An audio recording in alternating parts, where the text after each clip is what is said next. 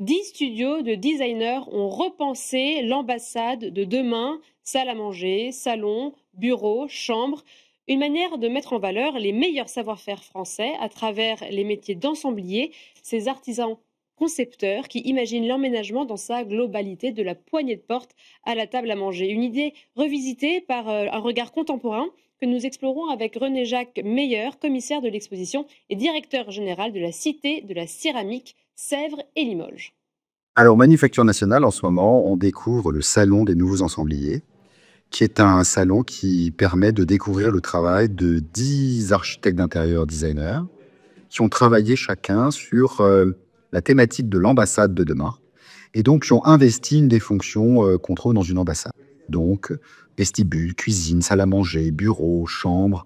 Le terme d'ensemblier est un terme un peu désuet. Moi, je pense qu'on le trouve simplement dans les livres d'histoire de la décoration et de l'architecture intérieure. Ce sont des architectes d'intérieur qui sont en capacité de concevoir des espaces avec une vision globale, c'est-à-dire de concevoir un espace qui va du mobilier jusqu'à la poignée de porte, de travailler la ciselure d'une moulure, de travailler la question de la lumière, des ambiances, tout ça pour constituer, je dirais, une forme de, pas d'art total, mais presque. Aujourd'hui, on est dans un retour des arts décoratifs, des savoir-faire, et donc l'ensemblier a vraiment cette légitimité d'assembler tout ça. On est dans un moment post-industriel où la question de la grande série, de l'industrialisation n'est plus tellement aujourd'hui la préoccupation majeure. On préfère produire peu, mais bien.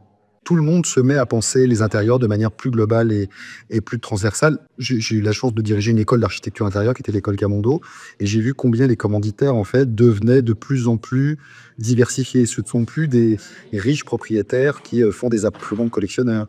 C'est des hôpitaux, ce sont des écoles qui demandent en fait à des architectes d'intérieur de penser très globalement les espaces, avec des intentions peut-être aujourd'hui qui sont peut-être un peu plus sociétales que ce qu'on pouvait imaginer en 1925. On était plus dans des actes de décoration globale. Là, il y a quand même des intentions sociétales sur la question de l'éco-responsabilité.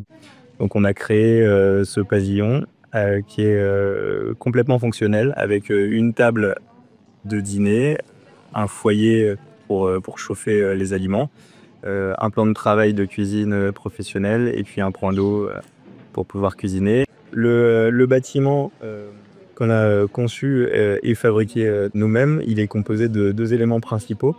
Une charpente en bois, qui est une vieille charpente qu'on a récupérée dans une exploitation agricole dans le nord de la France, et un dispositif, un tout treillis métallique qui nous permet en fait assez rapidement de pouvoir créer un bâtiment montable, démontable. On est des ensembliers dans le sens où on crée un espace qui a un usage à partir de différents objets, mais par contre on va peut-être juste un point au-delà, dans le sens où on fabrique nous-mêmes. L'idée du studio, c'est vraiment de réussir à décloisonner les pratiques et à faire circuler le savoir entre l'artisanat et la conception et le design et l'architecture. Et le fait d'être défaiseur nous permet d'expérimenter ça, de voir comment on peut faire circuler la matière entre nos projets, d'aller chercher des matériaux déjà existants, des objets déjà existants, des objets voués à la destruction, et de les réassembler ensemble pour créer un tout qui est un peu novateur.